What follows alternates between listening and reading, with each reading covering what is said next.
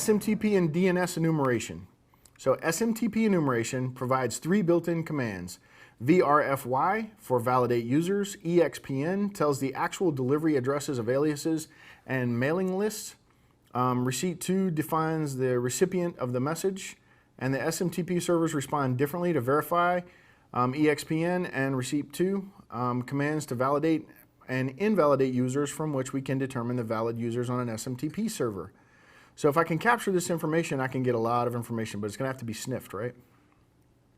So attackers can directly interact with SMTP via the telnet prompt and collect a list of valid users on the SMTP server.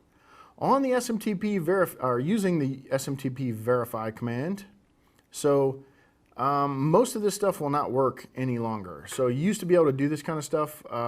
Most mail servers will kick you if you try to do this kind of thing. So they're just going to assume that you know this information. This is not really something that's viable to do today. SNMTP enumeration tools like NetScan Tools Pro. NetScan Tools Pro can do SMTP enumeration for you. So it will try to do a lot of these things, but it does it different ways, and you're going to have some traffic for it to analyze that kind of stuff.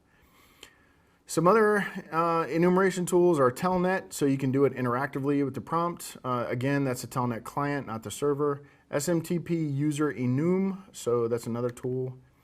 NS lookup, so now we're going to talk about DNS zone transfer enumeration using NS lookup. So it is a process of locating a DNS server and the records of a target network. If an attacker can gather valuable network information such as a DNS server, host names, machine names, usernames, IP addresses, etc. of the potential targets. So the danger here is that you're going to reveal what your LAN IP configuration looks like versus your WAN configuration, which is available to anyone, right?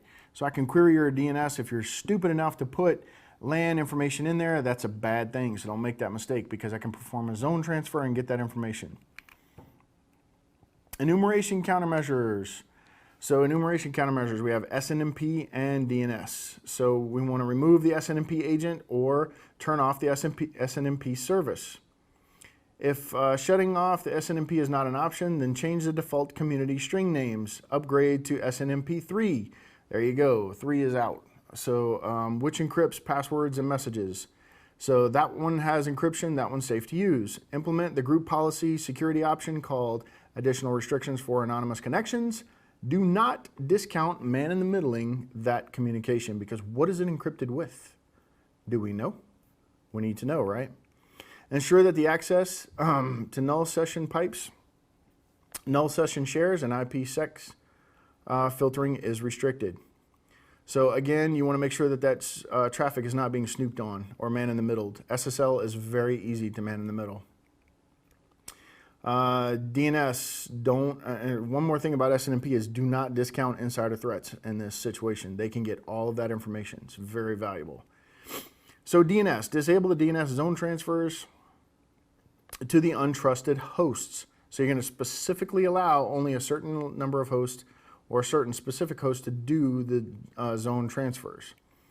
Okay, so that's the solution there. And then make sure that the private hosts and their IP addresses are not published into DNS zone files of public DNS servers. Don't let anyone else take that info and then go and replicate it. They're trying to help you, but in reality, they're going to hurt you because you were foolish enough to put your LAN information out on your public DNS servers. It's very dangerous to do that.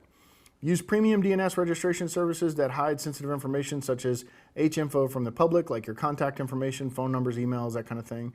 Use standard network admin contacts for DNS registration in order to avoid social engineering attacks. So call this 1-800 number and ask for, no, just call this 1-800 number. It goes right to a main help switchboard, and then they don't have a person to call and start, doing all kinds of crazy stuff.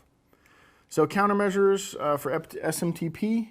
You want to ignore email messages to unknown recipients, not include sensitive mail server and local host information in mail responses, and disable open relay features. I mean, that's a huge one. That'll get you blacklisted. If you have an open relay going, you'll know within a day, because someone will be using it to send spam, and then you'll get blacklisted and you won't be able to send mail at all. So you'll catch that one pretty quick, and they'll tell you that the reason is you have an open relay configured. And then you want to ignore email messages to unknown recipients. So what that means is you want to ignore them. Don't respond and say, hey, we don't have that user, right? Don't say, hey, that user doesn't exist. And then if I send J alpha and then J beta, and J alpha went through with no error, and then J beta comes back and says, hey, we don't have that user. Now I know you have the user J alpha, right?